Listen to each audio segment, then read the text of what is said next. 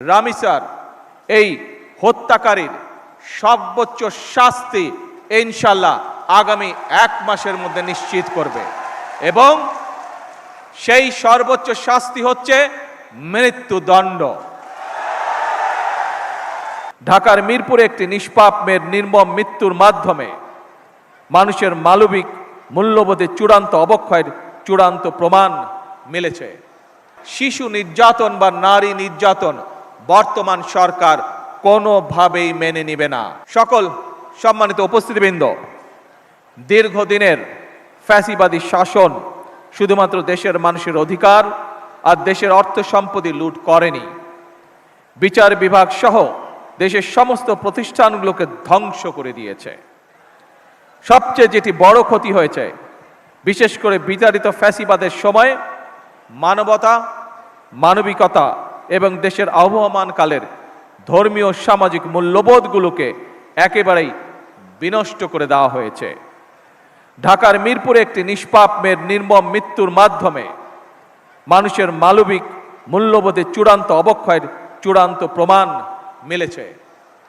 প্রিয় উপস্থিতিবৃন্দ, প্রিয় ভাই বোনেরা, এ বিষয়ে একটি কথা আজকের এই অনুষ্ঠানে আমি পরিষ্কারভাবে আপনাদের সামনে তুলে ধরতে চাই।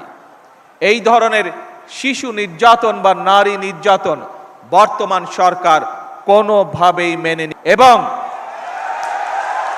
এবং বর্তমান সরকার রামিসার এই হত্যাকারীর সর্বোচ্চ শাস্তি ইনশাআল্লাহ আগামী 1 মাসের মধ্যে নিশ্চিত করবে এবং সেই সর্বোচ্চ শাস্তি হচ্ছে মৃত্যুদণ্ড,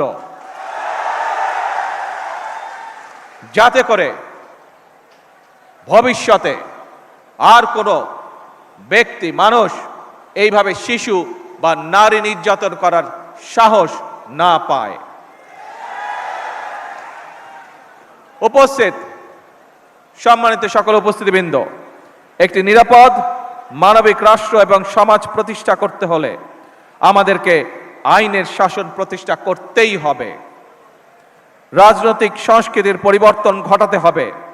একই সঙ্গে আমাদের জাতীয় জীবনে পুনরায় বাংলাদেশের আবহমানকালের ধর্মীয়, সামাজিক, সাংস্কৃতিক মূল্যবোধের পুনর্জীবন ঘটাতে হবে।